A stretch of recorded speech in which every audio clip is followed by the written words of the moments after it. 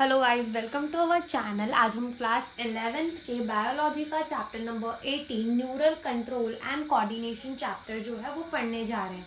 ठीक है, तो इस चैप्टर के अंदर पहले बहुत सारे टॉपिक दिए होते थे, आई दी होती थी, लेकिन अब जो है वो सारे टॉपिक्स नहीं दिए हुए। अभी खाली हमें क्या पढ़ना है, हमें पढ़ना है कि नर्व जो है, नर्व के अंदर जो इम्पल्स है वो ट्रैवल कैसे करती है, मेनली वो टॉपिक पढ़ना है। और हमें ब्रेन के 3 पार्ट पढ़ने हैं, वो भी बहुत छोटे छोटे से। ठीक है, तो ये चैप्टर अब बहुत कम हो चुका है। अगर हम देखें पुरानी एनसीईआरटी के मुकाबले नई एनसीईआरटी के अंदर बहुत कम चैप्टर दे रखा है, तो हम उसको पढ़ना स्टार्ट करते हैं। तो जैसे कि अगर हम देखें, हमारे चैप्टर का नाम क्या है, न्यूरल कंट्रोल एंड कोऑर्डिनेशन। नाम क्या है, न्यूरल कंट्रोल एंड कोऑर्डिनेशन। तो न्यूरल का मतलब क्या है, यानी कि यहाँ पर कौन से सेल्स इन्वॉल्व होंगे, न्यूरॉन के सेल्स इन्वॉल्व होंगे।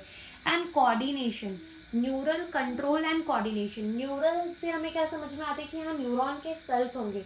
फिर कोऑर्डिनेशन क्या होती है, कोऑर्डिनेशन का मतलब होता है कि कोई दो लोग अगर मिलकर काम कर रहे हैं, एक दूसरे के काम को मिलकर कर रहे हैं, तो वो क्या कर रहे हैं, वो एक कोऑर्डिनेटेड वे में काम कर रहे हैं। जैसे कि टीचर ने अगर आपको कोई होमवर्क दिया और आप वो कर रहे हो, ठीक है, फिर आप टीचर को जाके दिखा रहे हो, टीचर तुम्हारे डाउट सॉल्व कर रहा है, यानी कि तुम दोनों जो है वो कैसे काम कर रहे हो, एक कोऑर्डिनेटेड वे में काम कर रहे हो। वैसे ही जब हमारे ऑर्गन्स दो या दो से ज़्यादा ऑर्गन एक दूसरे के साथ मिलकर काम करने लगते हैं ताकि वो हेमियोस्टेसिस जो है वो मेंटेन करके रख पाए, बॉडी के अंदर बैलेंस बना के रख पाए, तो हम उसको क्या कह देते हैं, कोऑर्डिनेशन। क्या कह देते हैं, कोऑर्डिनेशन। तो हम लिखते हैं कि कोऑर्डिनेशन क्या होता है, कोऑर्डिनेशन प्रोसेस। ठीक है, कोऑर्डिनेशन एक प्रोसेस होता है इन विच, जहाँ पर टू और more than two organ function together. ठीक है, साथ मिलकर काम करते हैं टू मेंटेन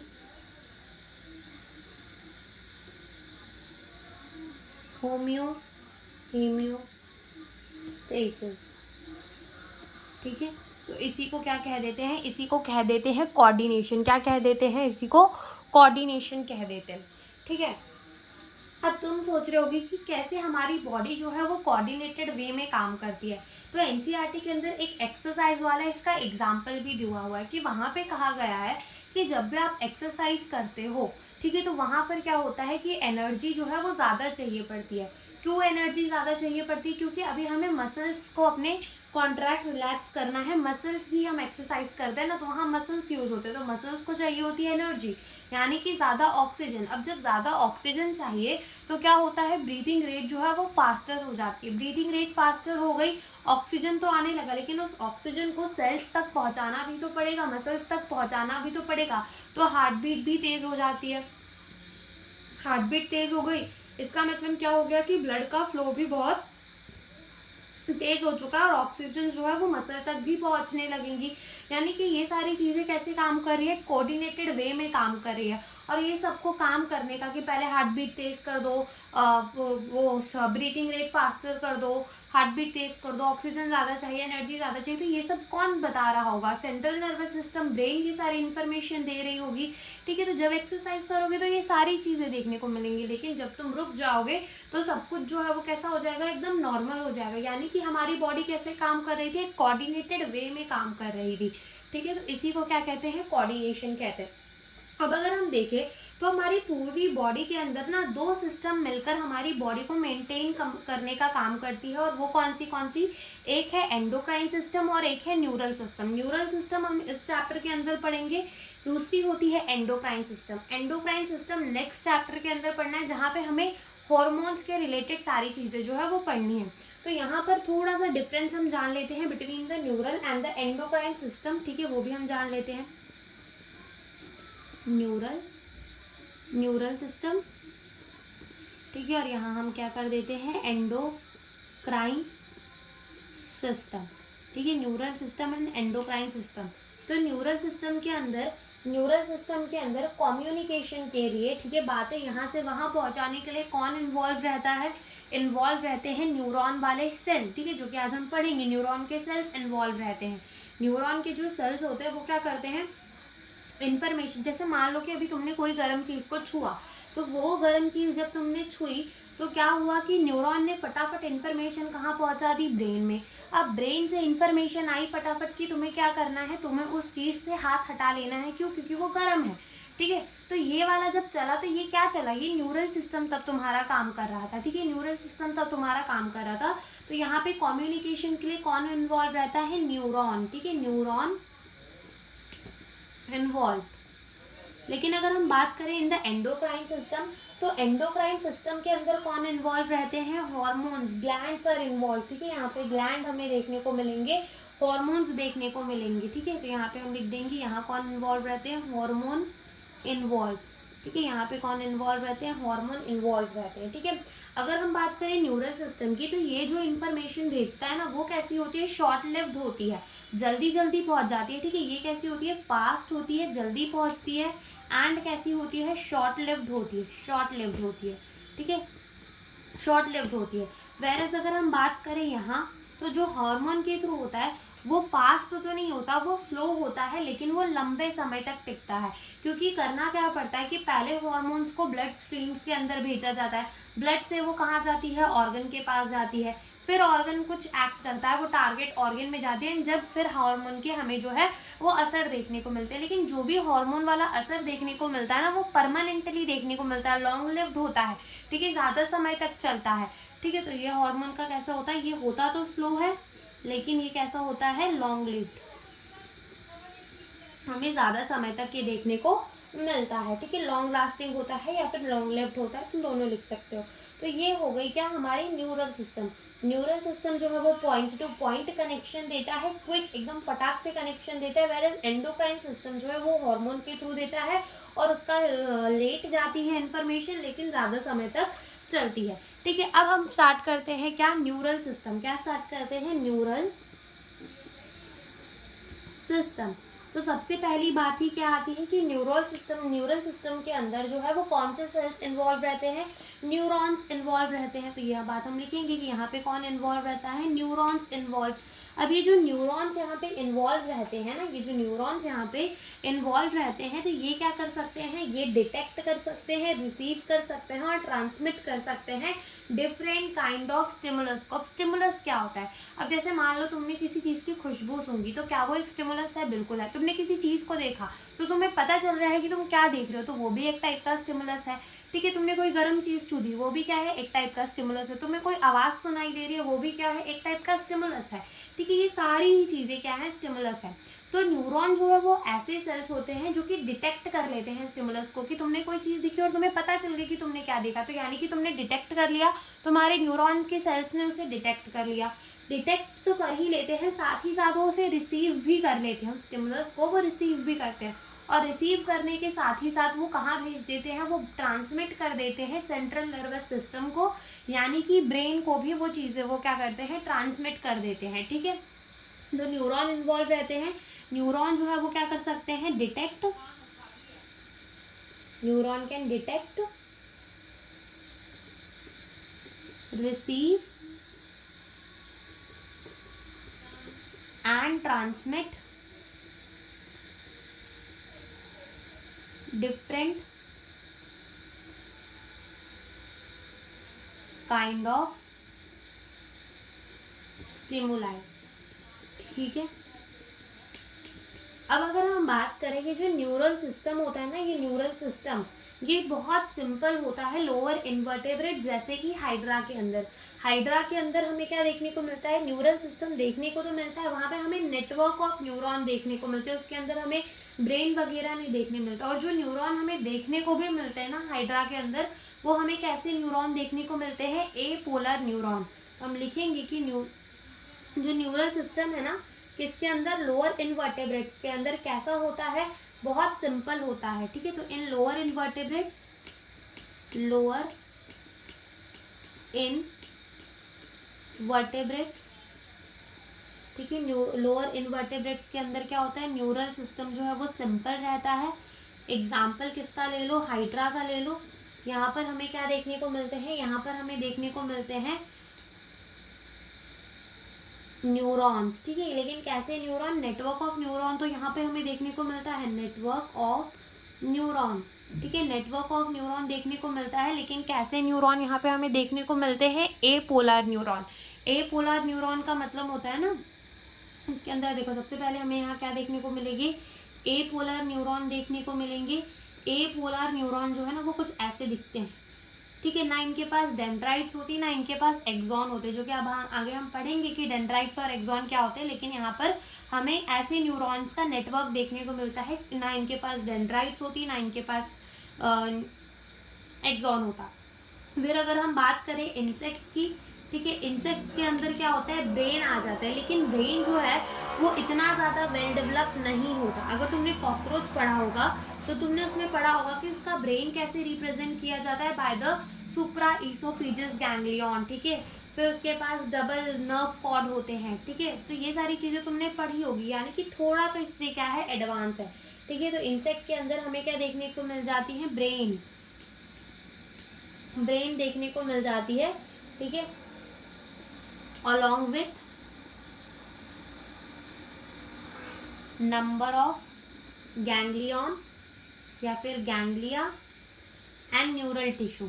तो गैंग्लिया का मतलब पता है क्या होता है, न्यूरल टिश्यू, ठीक है। तो यहाँ क्या होता है कि ब्रेन तो देखने को मिल जाती है along with the number of the ganglion या फिर गैंग्लिया, ठीक है। तो ये जो गैंग्लिया होता है ना, ये collection of the cell body, cell body के कलेक्शन को, जब सेल बॉडी इकट्ठा हो जाती है ना, तो सेल बॉडी के कलेक्शंस को ही क्या कहा जाता है, गैंग्लियन। तो यहाँ लिख लो कि सेल बॉडी कनेक्शन, ठीक है, सेल बॉडी के कनेक्शन को ही क्या कह दिया जाता है, गैंग्लियन कह दिया जाता है, ठीक है। सेल बॉडी के कनेक्शन को क्या कह दिया जाता है, गैंग्लियन कह दिया जाता है। फिर अब हम बात करते हैं कि जैसे कि अगर हमने बोला कि लोअर इनवर्टेब्रेट्स के पास तो बहुत सिंपल न्यूरल सिस्टम होता है, लेकिन जो हायर वर्टेब्रेट्स होते हैं, उनके पास अच्छा खासा न्यूरल सिस्टम होता है, ठीक है। तो अब यहाँ पे हम स्टार्ट करते हैं क्या, ह्यूमन न्यूरल सिस्टम, ठीक है। क्या स्टार्ट करते हैं, ह्यूमन न्यूरल सिस्टम।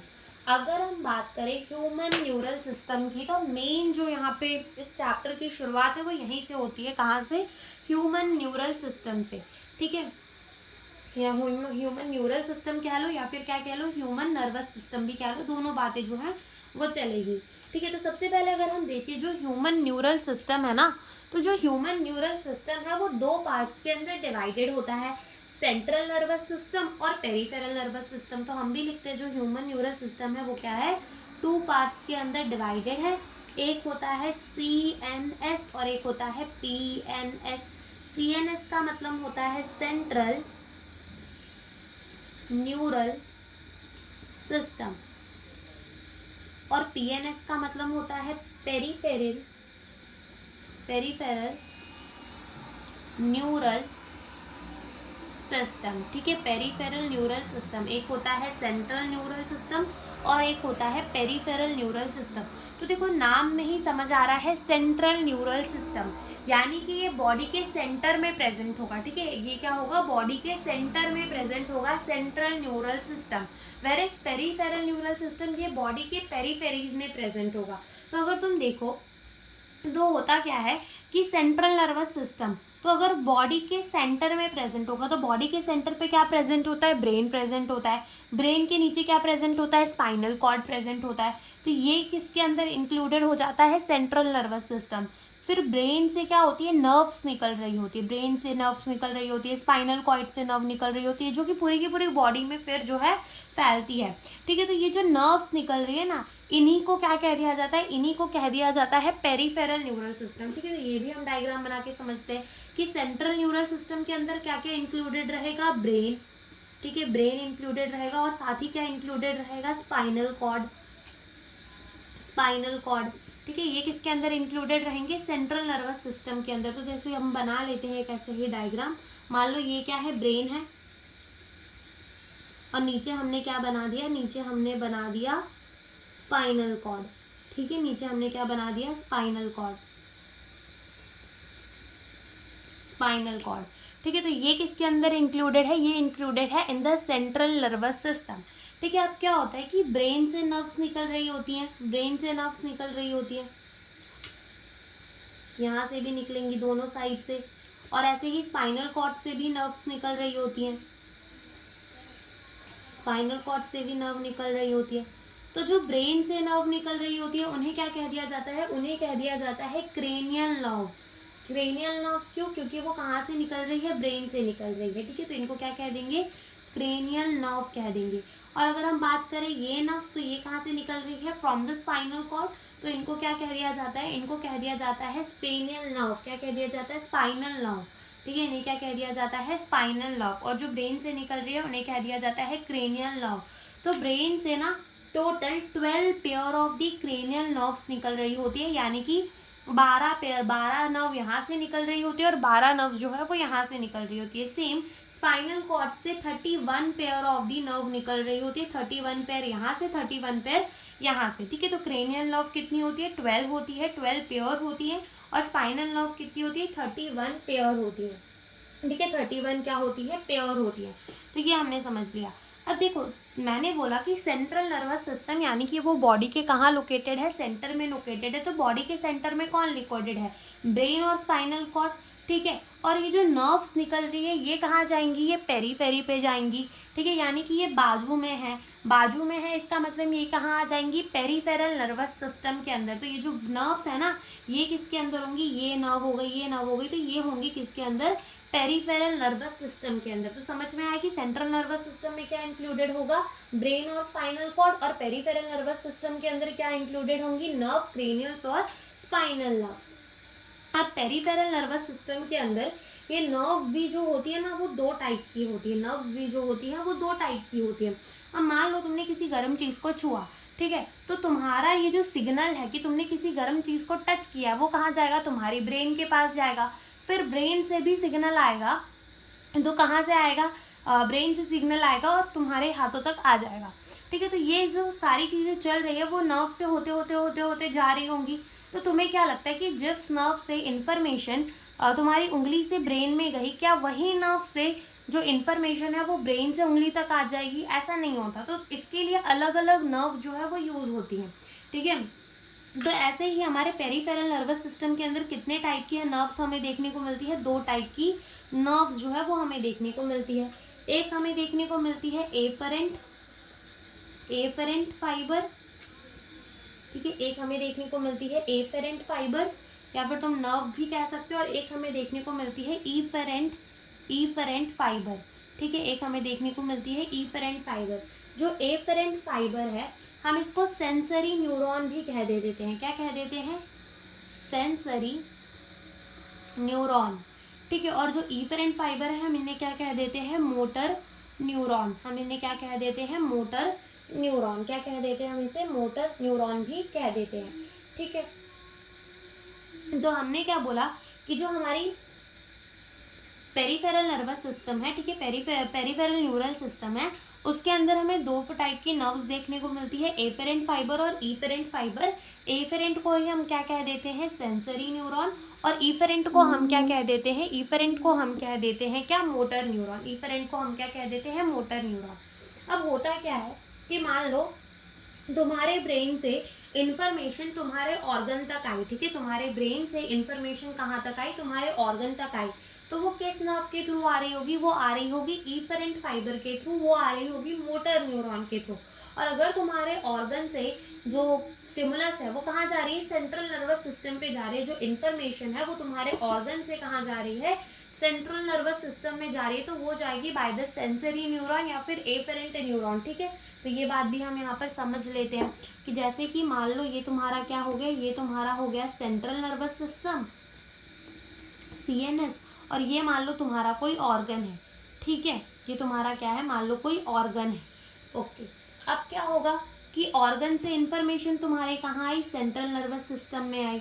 ऑर्गन से इंफॉर्मेशन कहाँ आई है, सेंट्रल नर्वस सिस्टम से। ऑर्गन से इंफॉर्मेशन कहाँ आई है, सेंट्रल नर्वस सिस्टम पे। तो वो कौन से न्यूरॉन के थ्रू आएगी, सेंसरी न्यूरॉन के थ्रू आएगी। ठीक है, कहाँ से आएगी, सेंसरी न्यूरॉन से। और अगर सेंट्रल नर्वस सिस्टम से ऑर्गन तक कोई इन्फॉर्मेशन गई है तो वो कैसे जाएगी, बाय द मोटर न्यूरॉन। कैसे जाती है, बाय द मोटर न्यूरॉन। तो यहाँ लिखो मत, ये डायग्राम बना लो, इस डायग्राम से समझ में आ जाएगा कि कहना क्या चाह रहे हैं। ठीक है, तो यहाँ पे क्या बोला, अगर सेंट्रल नर्वस सिस्टम से इंफॉर्मेशन ऑर्गन के पास गई है तो वो जाएगी बाय द सेंसरी न्यूरॉन। ठीक है, और अगर वो ऑर्गन से आई है, ओके सॉरी, हाँ, ऑर्गन से सेंट्रल नर्वस सिस्टम गई है तो sensory neuron, and central nervous system से ऑर्गन में आई है तो वो क्या होगा, मोटर न्यूरॉन के थ्रू जो है वो आई होगी। ठीक है, तो इतना समझ में आया। हमने क्या बोला, ह्यूमन न्यूरल सिस्टम डिवाइडेड है सेंट्रल नर्वस सिस्टम और पेरिफेरल नर्वस सिस्टम पे। सेंट्रल नर्वस सिस्टम के अंदर इंक्लूडेड है brain and spinal cord. Brain से निकल रही होती है cranial nerve 10 pair, spinal cord से निकल रही होती है स्पाइनल नर्व 31 पेयर, और यही क्या बनाती है, peripheral nervous system. Peripheral nervous system के अंदर दो टाइप के न्यूरॉन होते हैं, एक होता है एफरेंट, एक होता है ईफरेंट। एफरेंट वाले को ही सेंसरी कहते हैं, ईफरेंट वाले को ही मोटर कहते हैं। मोटर न्यूरॉन वो होते हैं जो इंफॉर्मेशन को सेंट्रल नर्वस सिस्टम से ऑर्गन तक लेकर जाए, और जो इंफॉर्मेशन को ऑर्गन से सेंट्रल नर्वस सिस्टम तक लेकर जाए वो क्या होते हैं, सेंसरी न्यूरॉन। वो क्या होते हैं, सेंसरी न्यूरॉन। अब ये जो हमारे मोटर न्यूरॉन है ना, ये जो हमारे कौन से हैं, मोटर न्यूरॉन, जो कि सेंट्रल नर्वस सिस्टम से इंफॉर्मेशन कहाँ तक लेके जा रहे हैं, ऑर्गन तक लेके जा रहे हैं। ये फर्दर डिवाइडेड होते हैं हमारे दो पार्ट्स के अंदर। ठीक है, फर्दर डिवाइडेड होते हैं कितने पार्ट्स के अंदर, दो पार्ट के अंदर। और वो दो पार्ट क्या है, वो एक पार्ट है सोमैटिक न्यूरल सिस्टम, एक क्या होता है, somatic neural system, neural system, और एक होता है ऑटोनॉमिक न्यूरल सिस्टम। एक क्या होता है, ऑटोनॉमिक न्यूरल सिस्टम। ठीक है, एक होता है सोमैटिक न्यूरल सिस्टम और एक होता है ऑटोनॉमिक न्यूरल सिस्टम। अब तुम देखो, मैंने कहा कि जो हमारे मोटर न्यूरॉन होते हैं या फिर जो हमारे इफरेंट फाइबर होते हैं वो फर्दर डिवाइडेड है सोमैटिक न्यूरल सिस्टम में और ऑटोनॉमिक न्यूरल सिस्टम से। यानी कि इन दोनों के ही अंदर जो इन्फॉर्मेशन है वो सेंट्रल नर्वस सिस्टम से ऑर्गन के पास जा रही होगी। तो फर्क क्या है, तो सोमैटिक न्यूरल सिस्टम में ये होता है कि इंफॉर्मेशन जो है वो सेंट्रल नर्वस सिस्टम से वॉलेंटरी पार्ट्स के पास जा रही होती है। इंफॉर्मेशन जो है वो सेंट्रल नर्वस सिस्टम से वॉलेंटरी पार्ट्स के पास जा रही होती है, लेकिन ऑटोनॉमिक में जो इंफॉर्मेशन है वो सेंट्रल नर्वस सिस्टम से इनवॉलेंटरी पार्ट्स के पास जो है वो जा रही होती है।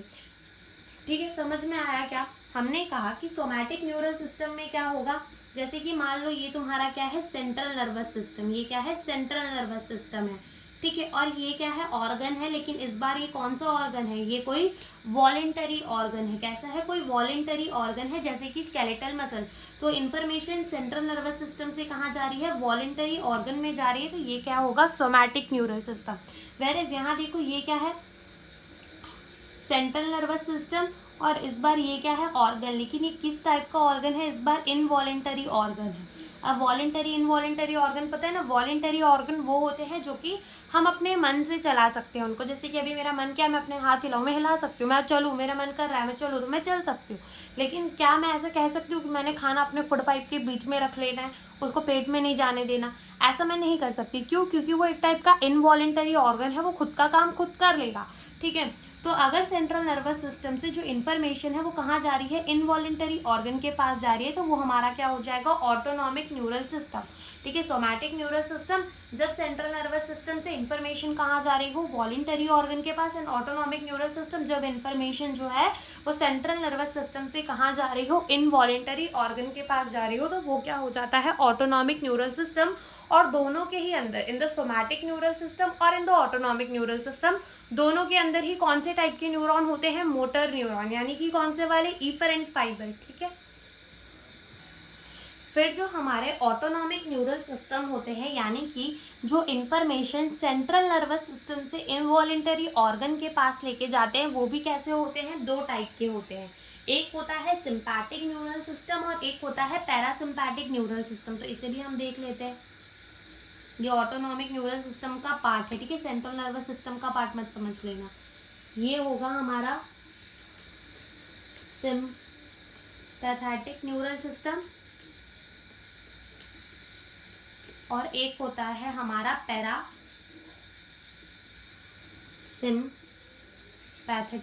Neural system. ठीक है। ये जो सिंपैथिक न्यूरल सिस्टम है ये कब काम करता है, in the case of the emergency, कि जब भी कोई इमरजेंसी कंडीशन है, ठीक है, इमरजेंसी का काम है, तो ये हमारा कौन सा वाला काम करता है, सिंपैथिक न्यूरल सिस्टम। और जब इमरजेंसी का काम नहीं होता, इन द नॉर्मल कंडीशन कौन काम करता है, पैरासिम्पैथिक न्यूरल सिस्टम। तो लिख लो कि ये कब काम करता है, इमरजेंसी के टाइम पर, और ये कैसे काम करता है, ये नॉर्मल अपना काम जो है वो करता रहता है, ठीक है, ये नॉर्मल अपना काम करता रहता है। और सिंपैथिक न्यूरल सिस्टम इमरजेंसी के टाइम पे है जो काम करता है, ठीक है। तो हमने क्या बोला, एक बार फिर से समझते हैं। हमने कहा ह्यूमन न्यूरल सिस्टम डिवाइडेड है किसके अंदर, सेंट्रल नर्वस सिस्टम और पेरिफेरल नर्वस सिस्टम के अंदर। सेंट्रल नर्वस सिस्टम के अंदर क्या क्या आ जाता है, ब्रेन आ जाता है, और साथ में क्या आ जाता है, स्पाइनल कॉर्ड आ जाता है। वेरस पेरिफेरल नर्वस सिस्टम के अंदर क्या आ जाता है, पेरिफेरल नर्वस सिस्टम के दो टाइप के नर्व आ जाते हैं, एफेरेंट एंड ईफेरेंट। एफेरेंट जो होते हैं वो होते हैं जो कि ऑर्गन से इंफॉर्मेशन सेंट्रल नर्वस सिस्टम के पास लेकर आए, और ईफेरेंट वो होते हैं जो इंफॉर्मेशन को सेंट्रल नर्वस सिस्टम से कहाँ लेके जाए, ऑर्गन के पास। जो हमारे मोटर न्यूरॉन है वो दो टाइप के होते हैं, somatic neural system and autonomic. Somatic वो होते हैं जो सेंट्रल नर्वस सिस्टम से इंफॉर्मेशन जो है वो कहाँ लेकर जाए, वॉलेंटरी ऑर्गन के पास, ठीक है। और ऑटोनॉमिक में वो होते हैं जो इंफॉर्मेशन को सेंट्रल नर्वस सिस्टम से कहाँ ले जाए, इनवॉलेंटरी ऑर्गन के पास। और हमारे जो ऑटोनॉमिक न्यूरल सिस्टम है वो फर्दर डिवाइडेड है सिंपैथिक न्यूरल सिस्टम और पैरासिम्पैथिक न्यूरल सिस्टम से। ब्रेन से हमारे निकल रहे होते हैं क्रेनियल नर्व्स 12 पेयर में, और स्पाइनल कॉर्ड से निकल रहे होते हैं स्पाइनल नर्व 31 पेयर होते हैं, ठीक है। तो ये हमने पढ़ लिया। अब एक टाइप का न्यूरल नर्वस सिस्टम हमारे एनसीईआरटी के अंदर और दिया है, that is the visceral nervous system. अब ये जो विज़रल नर्वस सिस्टम है ना, वो एक पेरिफेरल नर्वस सिस्टम का ही पार्ट है। इसमें क्या होता है कि इंफॉर्मेशन जो है वो सेंट्रल नर्वस सिस्टम से विज़रल ऑर्गन पे जाती है, और विज़रल ऑर्गन से कहाँ आती है, सेंट्रल नर्वस सिस्टम पे आती है। यानी कि यहाँ पर motor neuron as well as sensory neuron, दोनों ही न्यूरॉन जो है वो इंक्लूडेड है, ठीक है। यहाँ पर motor neuron as well as sensory neuron दोनों ही इंक्लूडेड होते हैं in the visceral nervous system. तो ये चीज़ भी हम लिख लेते हैं।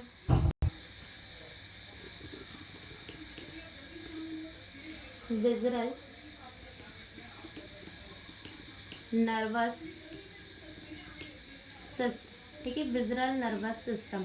तो ये क्या करती है, part of peripheral nervous system, part of PNS, ठीक है। अब हम पूरा नहीं लिखेंगे, एक बार एक जगह पर पूरी लिख लिया करेंगे उसकी फुल फॉर्म, और बार बार नहीं लिखा करेंगे। तो पेरिफेरल नर्वस सिस्टम का ये पार्ट है, ठीक है। अब इसके अंदर क्या होता है, जो इंफॉर्मेशन है, information travel from central nervous system से कहाँ जाती है, ऑर्गन तक, और ऑर्गन से कहाँ तक आती है, सेंट्रल नर्वस सिस्टम से। लेकिन यहाँ पे कौन से ऑर्गन होते हैं, विज़रल ऑर्गन। कौन से वाले ऑर्गन होते हैं, विज़रल ऑर्गन होते हैं, ठीक है। सेंट्रल नर्वस सिस्टम से visceral organ and visceral organ से सेंट्रल नर्वस सिस्टम। तो इंक्लूड बोथ क्या, both sensory neuron as well as motor neuron, ठीक है। दोनों ही इसके पास होते हैं, सेंसरी न्यूरॉन भी होते हैं एज वेल एज इसके पास क्या होता है, मोटर न्यूरॉन भी होता है, ठीक है। सेंसरी न्यूरॉन भी होता है, मोटर न्यूरॉन भी इसके पास होता है। तो यहाँ पर जो है हमारा ह्यूमन न्यूरल सिस्टम जो है वो होता है खत्म। फिर अब हम पढ़ेंगे neuron as a structural and functional unit of the neural system, ठीक है। न्यूरल सिस्टम यानी कि यहाँ पर हमें न्यूरॉन के बारे में पढ़ना है कि न्यूरॉन दिखता कैसे है, कितने अलग अलग टाइप के न्यूरॉन होते हैं, वो चीज़ें अब हम देखते हैं, ठीक है। तो यहाँ पर हम पढ़ेंगे न्यूरॉन को, न्यूरॉन। तो अगर हम बात करें न्यूरॉन की, तो न्यूरॉन के मेनली कितने पार्ट्स होते हैं, 3 पार्ट्स। न्यूरॉन के मेनली कितने पार्ट्स होते हैं, 3 पार्ट। कौन कौन से, एक तो उसके पास क्या होती है, सेल बॉडी। दूसरा उसके पास क्या होता है, डेंड्राइट्स। क्या होते हैं उसके पास, डेंड्राइट्स होते हैं। और तीसरी चीज़ जो उसके पास होती है वो क्या है, एक्सॉन, ठीक है। सेल बॉडी, डेंड्राइट्स और एक्सॉन, ये 3 मेन हमें किसके अंदर देखने को मिलते हैं, ये हमें देखने को मिलते हैं in the neuron, cell body, dendrites and axon, ठीक है। तो हम क्या करते हैं, यहाँ पर न्यूरॉन का बनाते हैं स्ट्रक्चर, और उसी के साथ उसकी जो बाकी बातें हैं वो भी हम यहाँ लिखते चलेंगे। तो सबसे पहले अगर हम देखें तो ये बना लो तुम क्या, न्यूरॉन की सेल बॉडी, ठीक ठीक है। तो ये हमने क्या बना दी, ये हमने बना दी क्या, न्यूरॉन की सेल बॉडी। अब यहाँ ये इसने का हमने बना दिया न्यूक्लियस। यहाँ से हम इसकी क्या निकाल देते हैं, डेंड्राइट्स निकाल देते हैं। क्या निकाल देते हैं, इसकी डेंड्राइट्स निकाल देते हैं। ये है इसकी डेंड्राइट्स, जो कि क्या करती है, इंफॉर्मेशन को कैच करती है। अब यहाँ से हमें क्या देखने को मिलता है, एक लंबा सा स्ट्रक्चर जिसे क्या कहा जाता है, एक्सॉन। फिर आती क्या है, एक्सॉन की एंडिंग, ठीक है। तो ये कैसी होती है, ब्रांच हो जाती है, एक्सॉन टर्मिनल। और टर्मिनल में जो है हमें बल्ब जैसा स्ट्रक्चर देखने को मिलता है, बल्ब जैसा स्ट्रक्चर, बल्ब जैसा स्ट्रक्चर जिसको कहते हैं साइनेप्टिक नॉब, ठीक है। तो ये पूरा न्यूरॉन है। तो पहले हम बेसिक बातें करते हैं जो तुमने 9th 10th दोनों में ही पढ़ी होगी। फिर हम इसकी कुछ एडवांस चीज़ें देखते हैं जो तुमने 11th में ही पढ़नी है। तो सबसे पहली बात तो ये इसकी क्या हो जाएगी, ये इसकी हो जाएगी सेल बॉडी। ये इसकी क्या हो जाएगी, सेल बॉडी। दूसरी ये जो है, ये चीज़ क्या है इसकी, डेंड्राइट्स, ठीक है। ये चीज़ इसकी क्या है, डेंड्राइट्स है। और ये जो चीज़ है ये क्या है, ये है एक्सॉन, ठीक है। ये चीज़ जो है ये क्या है, एक्सॉन, ठीक है। तो सेल बॉडी देख ली हमने, डेंड्राइट्स देख ली, और हमने क्या देख लिया, उसके एक्सॉन देख लिए, ठीक है। सेल बॉडी देख ली, डेंड्राइट्स देख लिया, क्या देख लिए, एक्सॉन देख लिए। ओके, तो अब अगर तुम देखो यहाँ पर, तो ये जो डेंड्राइट्स है, ठीक है, ये जो डेंड्राइट्स है यहाँ पर, ये डेंड्राइट्स क्या काम करती होगी, ठीक है। सो तो खुद सोचो कि ये डेंड्राइट्स जो है वो करती क्या काम होंगी। तो ये इंफॉर्मेशन को ना कैच करने का काम करती है, ठीक है। इंफॉर्मेशन को क्या करती है, कैच करने का काम करती है। अब ये जो सेल बॉडी है एज वेल एज ये जो डेंड्राइट्स है ना, इनमें हमें ना, अब जैसे कि तुम देखो ये न्यूरॉन एक टाइप का सेल है, तो सेल के अंदर जो जो चीज़ें पाई जाती है वो हमें इसके अंदर भी देखने को मिलेंगी। लेकिन एक चीज़ यहाँ पर हमें एक्स्ट्रा देखने को मिलती है, यहाँ हमें डॉटेड स्ट्रक्चर्स देखने को मिलते हैं, सेल बॉडी में भी देखने को मिलते हैं, एज वेल एज ये हमें कहाँ देखने को मिलते हैं, डेंड्राइट्स में भी। डॉटेड स्ट्रक्चर जो है वो डेंड्राइट्स में भी देखने को मिलते हैं। और ये जो डॉटेड स्ट्रक्चर है इसको हम क्या कहते हैं, इसे हम कहते हैं निजल ग्रैन्यूल। क्या कहते हैं हम इसे, निजल ग्रैन्यूल्स। क्या कहते हैं हम इसे, निजल ग्रैन्यूल्स। और ये निजल ग्रैन्यूल्स काम किस चीज़ में आते हैं, ये प्रोटीन की सिंथेसिस करवाने में काम आते हैं। ये राइबोसोम और रफ एंडोप्लाज्मिक रेटिकुलम से मिलके बने हुए होते हैं, ठीक है। तो यहाँ हम लिख देते हैं कि ये बने किसके होते हैं, ribosome plus rough endoplasmic reticulum से मिलके बने हुए होते हैं। और किस में हेल्प करते हैं, help in protein synthesis, protein बनाने का काम करते हैं, ठीक है। प्रोटीन सिंथेसिस में ये हेल्प करते हैं, ठीक है। तो ये तो हमने किसकी बात कर ली, ये हमने बात कर ली नेजल ग्रैन्यूल की। ये है डेंड्राइट जो इन्फॉर्मेशन को कैच करेगी। ये है इसकी पूरी सेल बॉडी। और सेल बॉडी के अंदर ही हमें क्या देखने को मिल जाता है, हमें देखने को मिल जाता है इसका न्यूक्लियस। क्या देखने को मिल जाता है, हमें देखने को मिल जाती है इसकी न्यूक्लियस, ठीक है। अब क्या होता है कि ये जो पूरी चीज़ है ये क्या है, एक्सॉन है। ये पूरी चीज़ जो हमें लंबी सी देखने को मिल रही है ये क्या है, एक्सॉन है। अब यहाँ पे हमें ये क्या देखने को मिल रहा है, ये हमें देखने को मिल रहे हैं एक्सॉन टर्मिनल। क्या देखने को मिल रहे हैं, एक्सॉन टर्मिनल। अब कोई भी टर्मिनल चीज़ का मतलब होता है जहाँ वो ख़त्म हो रही हो, ठीक है। तो एक्सॉन टर्मिनल यानी कि एक्सॉन यहाँ पर क्या हो रहा है, ख़त्म हो रहा है। और ये जो बल्ब जैसा स्ट्रक्चर हमें देखने को मिलता है इसको क्या कहते हैं, इसको कहते हैं साइनेप्टिक नॉब।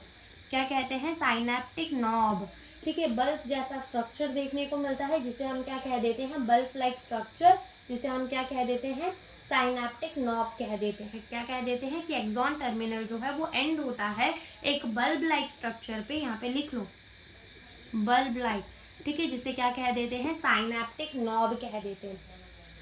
क्या कह देते हैं, साइनेप्टिक नॉब। अब इस साइनेप्टिक नॉब के अंदर ना एक गोल गोल सी चीज़ें पाई जाती हैं, ठीक है। गोल गोल सी चीज़ें पाई जाती है जिसे क्या कहा जाता है, साइनेप्टिक वेसिकल, ठीक है। ये जो चीज़ यहाँ पाई जा रही है इसे क्या कहते हैं, इसे कहते हैं साइनेप्टिक वेसिकल। क्या कहते हैं, साइनेप्टिक वेसिकल। और इसी साइनेप्टिक वेसिकल्स के अंदर क्या भरे हुए होते हैं, इसी साइनेप्टिक वेसिकल्स के अंदर भरे हुए होते हैं न्यूरो ट्रांसमीटर, ठीक है। क्या भरे हुए होते हैं, न्यूरो ट्रांसमीटर।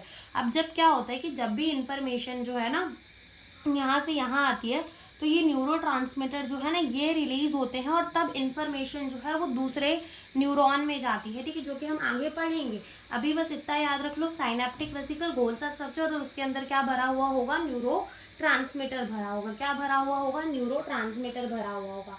अब क्या होता है कि हमारे न्यूरॉन के ऊपर ये जो हमारा एक्सॉन है, ठीक है, एक्सॉन जो है इधर हमें क्या देखने को मिलते हैं, इधर हमें देखने को मिलते हैं श्वान सेल। क्या देखने को मिलते हैं, श्वान सेल। ठीक है, तो यहाँ पे मान लो हमें एक श्वान सेल देखने को मिल गया, यहाँ पे मान लो हमें एक श्वान सेल देखने को मिल गया, यहाँ हमें एक श्वान सेल देखने को मिल गया। श्वान सेल जो है ना वो क्या करते हैं, पहले तो आकर ये पीछे से ना एक्सॉन को क्या कर लेते हैं, कवर कर लेते हैं। एक्सॉन को क्या कर लेते हैं, पूरा कवर कर लेते हैं। पहले हम ये बना लेते हैं। अब जैसे तुम मान लो कि ये क्या है, एक एक्सॉन है, ये क्या है, एक एक्सॉन है। अब क्या होगा कि जो श्वान सेल है ना वो आकर क्या करेगा, वो सिंपली आके क्या कर लेगा, एक्सॉन को ऐसे कवर कर लेगा। सिंपली आकर वो क्या करेगा, एक्सॉन को ऐसे कवर कर लेगा। ठीक है, कवर कर लेगा। अब क्या होता है कि जब ये श्वान सेल आकर ना एक्सॉन को कवर करता है तो ये दो चीज़ कर सकता है, या तो एक्सॉन को कवर कर ले, बस बैठा रहे। दूसरा चीज़ वो ये करता है कि जब भी वो आके एक्सॉन को कवर करता है ना तो वो एक्सॉन के बाहर ऐसे राउंड राउंड राउंड राउंड अंदर की तरफ से ऐसे राउंड राउंड होते होते होते होते राउंड राउंड होते होते क्या बनाता है, वो बनाता है माइलिन शीथ। ठीक है, क्या बनाता है, माइलिन शीथ। और ये माइलिन शीथ जो है ना वो कंडक्शन का काम करती है। कि तुमने देखा होगा कि वायर्स के ऊपर भी क्या होता है ना, एक परत चढ़ी होती है प्लास्टिक की, वैसे ही यहाँ पे ये राउंड राउंड राउंड, जैसे ये तो हम बाहर की तरफ से बना रहे हैं, लेकिन श्वान सेल ऐसे आके कवर कर लिया पहले एक्सॉन को। अब उसके बाद अंदर की तरफ से वो माइलिन शीथ बनाना चालू करेगा और ऐसे ऐसे पूरा राउंड कर लेगा। जैसे यहाँ तो हम डायग्राम में सिर्फ ऐसे ही दिखा सकते हैं, लेकिन असल में माइलिन शीथ इसकी यहाँ पे कैसी होती है, पूरी व्रैप्ड होती है। ठीक है, राउंड राउंड करके पूरी अंदर की तरफ क्या बना देता है, वो माइलिन शीथ बना देता है। ठीक है, तो यहाँ पर हमें ये देखने को मिल रहे हैं श्वान सेल, श्वान सेल, और यहाँ ये श्वान सेल अंदर की तरफ क्या बनाते हैं, ये बनाते हैं माइलिन शीथ। क्या बनाते हैं, माइलिन शीथ। ठीक है, क्या बनाते हैं, माइलिन शीथ बनाते हैं। और ये जो डिस्टेंस होता है ना between the to myelin sheath, ये जो डिस्टेंस होता है between the to myelin sheath, एक श्वान सेल आया उसने माइलिन शीथ बना ली, फिर यहाँ दूसरा श्वान सेल आकर लगा उसने अपनी माइलिन शीथ बना ली, तो बीच में एक डिस्टेंस बच जाता है जिसको कहते हैं नोड्स ऑफ रैनिवर, रणवीर नहीं। ठीक है, नोड्स ऑफ रैनिवर। ठीक है, तो ये भी लिख दो, नोड ऑफ रैनिवर। ये क्या है, नोड्स ऑफ रैनिवर। क्या है, नोड्स ऑफ रैनिवर। ये क्या होता है, गैप होता है, गैप होता है between two adjacent myelin sheath. ठीक है, gap between the two adjacent myelin sheath, इसी को क्या कह देते हैं, इसी को कह देते हैं नोड्स ऑफ रैनिवर। क्या कह देते हैं, नोड्स ऑफ रैनिवर कह देते हैं। ठीक है, अब इसीलिए हम कहते हैं ना कि हमें जो एक्सॉन है ना वो दो टाइप के देखने को मिल सकते हैं, माइलिनेटेड और नॉन माइलिनेटेड। अब ज़रूरी नहीं कि जो नॉन माइलिनेटेड हो उसके ऊपर श्वान सेल नहीं हो, श्वान सेल आकर लग भी जाएगा तब भी एक्सॉन जो है वो नॉन माइलिनेटेड रहेगा, क्योंकि उसने अंदर की तरफ से माइलिन शीथ नहीं बनाई होगी। ठीक है, और अगर श्वान सेल है माइलिन शीथ भी उसने बना ली है। ठीक है, तो ये बात समझना कि अगर तुम देखोगे तो तुम्हारी एनसीईआरटी के लास्ट लाइन में लिखा है कि unmyelinated nerve fibre is enclosed by the Schwann cell, thus does not form the myelin sheath around the axon। यानी कि जो अनमाइलिनेटेड नर्व है जिसमें माइलिन शीथ नहीं है वो इनक्लोज्ड है बाय द श्वान सेल, यानी श्वान सेल आके लग तो गया है लेकिन उसने माइलिन शीथ नहीं बनाई है। ठीक है, उसने माइलिन शीथ नहीं बनाई है। और ऐसे जो है वो कॉमनली हमें कहाँ देखने को मिल जाते हैं, ऑटोनॉमिक और सोमैटिक न्यूरल सिस्टम के अंदर, autonomic and somatic neural system के अंदर। ठीक है, हाँ, तो बस ये लिख लो कि एक्सॉन क्या करता है, ये श्वान सेल जो है वो माइलिन शीथ बनाता भी है, और अगर नहीं बनानी होती तो नहीं भी बनाता, तो मत ही लिखो, ये चीज़ तो ज़्यादा सही रहेगी। बस कॉन्सेप्ट याद रख लेना। ठीक है, कॉन्सेप्ट जो है वो याद रख लेना। तो ये होता है हमारे पूरे के पूरे न्यूरॉन का स्ट्रक्चर। ठीक है, और जैसे कि हम अपने सेल की जो लेयर होती थी उसको क्या कह देते थे, प्लाज्मा मेम्ब्रेन, वैसे ही ये जो एक्सॉन की कवरिंग है ना इसे क्या कह दिया जाता है, इसे कह दिया जाता है एक्सोलेमा। इसे क्या कह दिया जाता है, एक्सोलेमा। क्या कह दिया जाता है, एक्सोलेमा। और ऐसे ही इसे जो ये पार्ट है इसको क्या कह दिया जाता है, इसको कह दिया जाता है एक्सॉन हिलॉक। ठीक है, यानी कि यहाँ पर हिल जैसा स्ट्रक्चर बन रहा है ना, इसको क्या कह दिया जाता है, एक्सॉन हिलॉक। ठीक है, तो बस इतनी ही चीज़ें हमें यहाँ पर एक्सॉन के बारे में पढ़नी है। ठीक है, तो एक बार हम फिर से रिवाइज करते हैं। हमने कहा सेल बॉडी है, सेल बॉडी के अंदर न्यूक्लियस है, साथ में यहाँ निजल ग्रैन्यूल है जो कि राइबोसोम और रफ एंडोप्लाज्मिक रेटिकुलम से मिलके बने हुए होते हैं और प्रोटीन सिंथेसिस का काम करते हैं। डेंड्राइट्स है, और देन क्या है, एक्सॉन है। एक्सॉन की जो लेयर है उसको एक्सोलेमा कह दिया, श्वान सेल आकर एक्सॉन पे लग गया, श्वान सेल लग गया, अब वो अंदर की तरफ से माइलिन शीथ बनाना चालू करेगा, ठीक है, तो वो माइलिन शीथ होती है। और distance between the two edges and myelin sheath जो होता है, गैप जो होती है ना, उसे क्या कहते हैं, नोड्स ऑफ रैनिवर। देन हमें देखने को मिलता है एक्सॉन टर्मिनल, जो कि एंड होता है बल्ब लाइक स्ट्रक्चर में, जिसे कहते हैं साइनेप्टिक नॉब। और साइनेप्टिक नॉब के अंदर हमें क्या देखने मिलते हैं, साइनेप्टिक वेसिकल, और साइनेप्टिक वेसिकल के अंदर हमें क्या देखने को मिलता है, न्यूरोट्रांसमीटर देखने को मिल जाता है। अब हम देखेंगे टाइप ऑफ न्यूरॉन। तो ये वाला जो न्यूरॉन पढ़ते हैं ना, क्या लगता है कि सबके अंदर यही न्यूरॉन देखने को मिलते होंगे? नहीं, हमें सबके अंदर ये न्यूरॉन नहीं देखने को मिलते। डायरेक्टली इतना अच्छा न्यूरॉन, इतने मस्त, जैसा कि डेंड्राइट्स भी हैं भाई, इंफॉर्मेशन कैच भी करेगा, इंफॉर्मेशन ट्रांसमिट भी करेगा, तो डायरेक्टली इतना ज़्यादा ये इवॉल्व नहीं हुआ होगा। पहले जो लोअर इन्वर्टेब्रेट्स हैं और बाकी की है हमारी बॉडी, इवन हमारी बॉडी के अंदर भी ज़रूरी नहीं कि सारे टाइप के जो न्यूरॉन है वो हमें ऐसे ही दिखे, कुछ हमें अलग टाइप के भी देखने को मिल जाते हैं। यानी कि न्यूरॉन का भी क्या हुआ है, इवोल्यूशन, यानी वो भी इतने एडवांस बने हैं एकदम।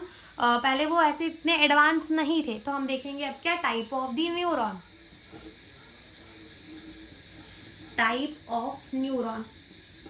अब अगर तुम अकॉर्डिंग टू दी एनसीईआरटी चलो, तो एनसीईआरटी ने सिर्फ 3 टाइप के न्यूरॉन बताए हैं, मल्टीपोलर, बायपोलर एंड यूनिपोलर, ठीक है। लेकिन यहाँ पे हम 2 टाइप के और एक्स्ट्रा पढ़ेंगे। एक पढ़ेंगे हम एपोलर न्यूरॉन को, एक हम पढ़ेंगे सुडो यूनिपोलर न्यूरॉन को, ठीक है, सुडो यूनिपोलर न्यूरॉन को भी पढ़ेंगे। तो यहाँ लिख लो पहले, अकॉर्डिंग टू एनसीईआरटी 3 टाइप के न्यूरॉन है। कौन सा? यूनिपोलर, बायपोलर और मल्टीपोलर, ठीक है। तो हम सबसे पहला टाइप जो पढ़ेंगे वो हम पढ़ेंगे ए पोलर न्यूरॉन का, ए पोलर न्यूरॉन। तो ये जो ए पोलर न्यूरॉन होता है, नो डेंड्राइट्स, इनके अंदर हमें कोई डेंड्राइट्स नहीं देखने को मिलती, साथ ही साथ नो एक्सॉन, ना एक्सॉन देखने को मिलता। तो देखने को क्या मिलता है यहाँ पर, सिर्फ एक चुटकी सी क्या देखने को मिल जाती है, सेल बॉडी देखने को मिल जाती है, ना तो डेंड्राइट देखने को मिलता है, ना तो हमें यहाँ पर एक्सॉन देखने को मिलता है। और इसका एग्जाम्पल जो है वो क्या हो जाता है, हाइड्रा। हाइड्रा के अंदर हमें ए पोलर न्यूरॉन ही देखने को मिल रही थी। दूसरी टाइप की जो है वो कौन सी हम पढ़ेंगे, यूनिपोलर न्यूरॉन। कौन सी पढ़ेंगे हम, यूनिपोलर न्यूरॉन। तो अगर हम बात करें यूनिपोलर न्यूरॉन की, तो यहाँ पर क्या होता है, यहाँ हमें सेल बॉडी तो देखने को मिलती है और साथ में एक एक्सॉन भी देखने को मिलता है, ठीक है। यहाँ सेल बॉडी देखने को मिलेगी, सेल बॉडी विथ 1 एक्सॉन, ठीक है। और एक क्या देखने को मिलेगा यहाँ पर, एक्सॉन, यानी कि यहाँ कोई डेंड्राइट्स नहीं बने होंगे। जैसे कि मान लो ये क्या है, सेल बॉडी है, और यहाँ हमें क्या देखने को मिल जाएगा, इसका एक एक्सॉन देखने को मिल जाएगा। क्या देखने को मिल जाएगा, एक एक्सॉन देखने को मिल जाएगा। तो ये होता है यूनिपोलर न्यूरॉन, ठीक है। यूनिपोलर न्यूरॉन यानी कि सिर्फ इसका क्या है, एक्सॉन है, इसके पास भी डेंड्राइट नहीं है। और इसका एग्जाम्पल कहाँ मिल जाएगा, हमारे एम्ब्रॉनिक स्टेज में, जब हम एम्ब्रियो होते हैं ना, जब हम एम्ब्रियो होते हैं, ठीक है, तो हमारे अंदर कौन से न्यूरॉन पाए जाते हैं, यूनिपोलर न्यूरॉन पाए जाते हैं। तो लिख लो कहाँ देखने को मिलेंगे ये, इन एम्ब्रियोनिक स्टेज के अंदर हमें कौन से न्यूरॉन देखने को मिल जाएंगे, यूनिपोलर न्यूरॉन देखने को मिल जाएंगे। तीसरे टाइप के जो न्यूरॉन है वो हम कौन से पढ़ेंगे, बायपोलर न्यूरॉन। कौन से पढ़ेंगे, बायपोलर न्यूरॉन पढ़ेंगे। अब बायपोलर न्यूरॉन जो है, देखिए, तो यहाँ पर हमें एक एक्सॉन देखने को मिलता है और हमें एक डेंड्राइट भी देखने को मिलता है। एक एक्सॉन भी देखने को मिलता है और एक डेंड्राइट भी देखने को मिलता है, ठीक है। Cell body with 1 axon and dendrite, ठीक है। एक एक्सॉन भी देखने को मिलता है और एक डेंड्राइट भी देखने को मिलता है। तो वो क्या हो जाता है, हमारा बायपोलर न्यूरॉन होता है। जैसे मान लो ये क्या है, सेल बॉडी है, तो यहाँ से हमें इसका एक एक्सॉन देखने को मिल जाएगा, ठीक है। एक क्या देखने को मिल जाएगा, एक्सॉन देखने को मिल जाएगा, और साथ ही हमें इसकी क्या देखने को मिल जाएगी, डेंड्राइट भी देखने को मिल जाएगी, ठीक है। एक एक्सॉन देखने को मिल जाएगा, इसको लिख लो एक्सॉन और इसको लिख लो डेंड्राइट। तो ये हमें कहाँ देखने को मिलते हैं, ऐसे टाइप के जो न्यूरॉन है वो हमारे रेटिना, आई, रेटिना ऑफ आई। अब तुम सोच रहे होगे कि ये रेटिना क्या होता है, तो जैसे समझ लो कि ये तुम्हारी आँखें हैं, ठीक है, आँखें हैं या बटन, ठीक है। तो ये मान लो तुम्हारी क्या है, आँखें हैं। तो अब जब भी तुम्हारे यहाँ से लाइट जा रही होती है ना आँखों के अंदर, तो जब भी वो लाइट जा रही होती है तो ये लेंस के थ्रू वो कन्वर्ज होकर यहाँ कहीं मिलती है, और यहाँ पीछे की तरफ ही क्या होता है, रेटिना होता है। ठीक है, ये जो पीछे का तरफ है यहाँ पर क्या प्रेजेंट होता है, रेटिना। ठीक है, क्या प्रेजेंट होता है, रेटिना। जहाँ पर इमेज बनती है किसी भी ऑब्जेक्ट की, उसी को कहते हैं रेटिना। और रेटिना से ही नर्व जो है वो कनेक्टेड होते हैं, और वो कहाँ जाते हैं, हमारे ब्रेन में जाते हैं। ठीक है, हमारे सेंट्रल नर्वस सिस्टम में जाते हैं। तो ये रेटिना जो है, यहीं से इंफॉर्मेशन जो है वो जाती है, और यहीं पे जो है इमेज बनती है ऑब्जेक्ट की। तो रेटिना ऑफ द आई में भी हमारे कौन से टाइप के न्यूरॉन पाए जाते हैं, बायपोलर न्यूरॉन पाए जाते हैं, जिनके पास सेल बॉडी, एक एक्सॉन और एक डेंड्राइट होता है। चौथा टाइप का जो न्यूरॉन हमने पढ़ना है वो कौन सा पढ़ना है, मल्टीपोलर। ठीक है, मल्टीपोलर न्यूरॉन। अभी जो मल्टीपोलर न्यूरॉन है यहाँ तो ये पढ़ने की जरूरत ही नहीं, क्यों, क्योंकि अभी तक हम मल्टीपोलर न्यूरॉन ही बना रहे थे। ठीक है, इसके अंदर एक एक्सॉन होता है और दो या दो से ज्यादा डेंड्राइट्स होती हैं। ठीक है, नॉर्मल वाला हमारा। ठीक है, जैसे यहाँ ये बहुत सारे डेंड्राइट्स इसकी निकाल दो, और यहाँ सेल बॉडी। तो ये टाइप का जो न्यूरॉन है ये क्या है, मल्टीपोलर न्यूरॉन है। ये क्या है हमारा, मल्टीपोलर न्यूरॉन है। ठीक है, many dendrites and one axon. ये क्या हो जाएगा, ये हो जाएगा मल्टीपोलर न्यूरॉन, जो कि कहाँ पाया जाएगा, अपने ब्रेन के अंदर पाया जाता है। और ब्रेन के अंदर कहाँ, इन द सेरेब्रल कॉर्टेक्स। ठीक है, जो कि आगे हम पढ़ेंगे, सेरेब्रल कॉर्टेक्स।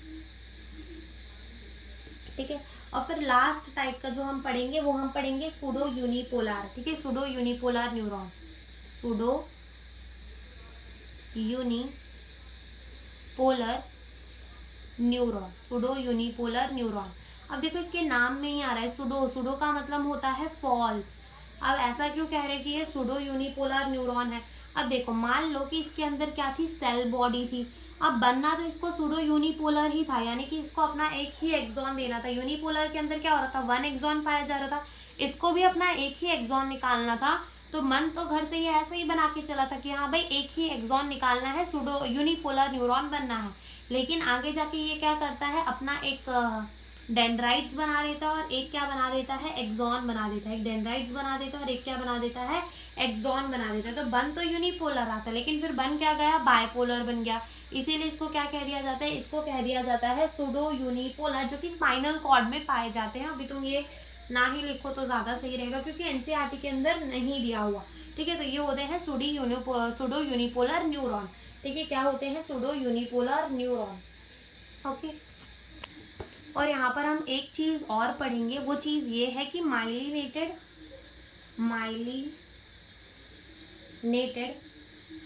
न्यूरॉन, यानी कि नर्व भी लिख लो, न्यूरॉन भी लिख लो। ठीक है, तो ये जो माइलिनेटेड न्यूरॉन है ना, वो कहाँ पाए जाते हैं, वो पाए जाते हैं इन द क्रेनियल नर्व्स और अपने स्पाइनल नर्व। ठीक है, क्रेनियल नर्व्स और स्पाइनल नर्व्स के अंदर हमारे माइलिन वाले न्यूरॉन ही पाए जाते हैं, जिनके अंदर माइलिन शीट जो है वो बनी हुई होती है। कहाँ, इन द माइलिन शीट, जहाँ पर माइलिन शीट बनी हो। स्पाइनल नर्व लिख लो, न्यूरॉन लिख लो। ठीक है, उधर। और अगर हम बात करें अनमाइलिनेटेड, जहाँ पर श्वान सेल तो होता है लेकिन माइलिन शीट नहीं बनती, तो वो कहाँ पाई जाएगी, इन the autonomic and somatic neural system के अंदर पाई जाएगी। अब तुम सोच रहे होगे कि कैसे, क्योंकि जो हमने कहा कि जो हमारे क्रेनियल और स्पाइनल नर्व्स होती है ना, उधर हमें क्या देखने को मिलता है, वहाँ देखने को मिलता है हमें two type of the neuron. एक होते हैं मोटर, एक होते हैं सेंसरी। एक होते हैं मोटर, एक होते हैं सेंसरी। फिर इन्होंने साफ कह दिया कि ऑटोनॉमिक और सोमैटिक वाले में अनमाइलिनेटेड पाए जाते हैं, यानी कि मोटर न्यूरॉन जो होते हैं, ठीक है, मोटर न्यूरॉन जो होते हैं उनके अंदर हमें अनमाइलिनेटेड देखने को मिल जाएंगे, और जो सेंसरी न्यूरॉन होते हैं उनके अंदर हमें माइलिनेटेड देखने को मिल जाएंगे। ठीक है, तो ये चीज़ भी हमने देख ली। ओके, तो यहाँ पर हमारा आज का लेक्चर होता है ख़त्म, और इसके बाद हम जो है वो पढ़ेंगे generation and the conduction of the nerve impulse. लेकिन उससे पहले एक बार हम फिर से ये ना टाइप ऑफ न्यूरॉन को रिवाइज कर लेते। तो अकॉर्डिंग टू एनसीईआरटी 3 टाइप उन्होंने दिए हैं, यूनिपोलर, बायपोलर, मल्टीपोलर। लेकिन टोटल हम कितने पढ़े हैं, 5 टाइप के। एक होते हैं एपोलर, जिसमें ना तो कोई डेंड्राइट्स होती, ना तो कोई एक्सॉन होती, सब होती तो है क्या, सेल बॉडी, जो कि हमें हाइड्रा के अंदर देखने को मिल जाएगा। Unipolar neuron, cell body with 1 axon. ठीक है, जहाँ पर सेल बॉडी होती है और एक एक्सॉन, एम्ब्रॉनिक स्टेज में यूनिपोलर न्यूरॉन हमें देखने को मिल जाते हैं। बायपोलर, जिसमें सेल बॉडी होती है with 1 axon and 1 dendrite, retina of the eye के अंदर देखने को मिलेंगे। मल्टीपोलर यूनिपोलर न्यूरॉन, बहुत सारे डेंड्राइट होंगे, एक एक्सॉन होंगे, अपने अपने ब्रेन के अंदर देखने को मिल जाएंगे। और सूडो यूनिपोलर, जो बन तो यूनिपोलर रहा था लेकिन बाद में वो बायपोलर बन गया, तो उसको क्या कह दिया, झूठा मोटा यूनिपोलर न्यूरॉन, ठीक है, यानी कि सूडो यूनिपोलर न्यूरॉन कह दिया हमने। ठीक है, तो आज का लेक्चर हम यहीं पे ख़त्म करते हैं। Thank you for watching the video.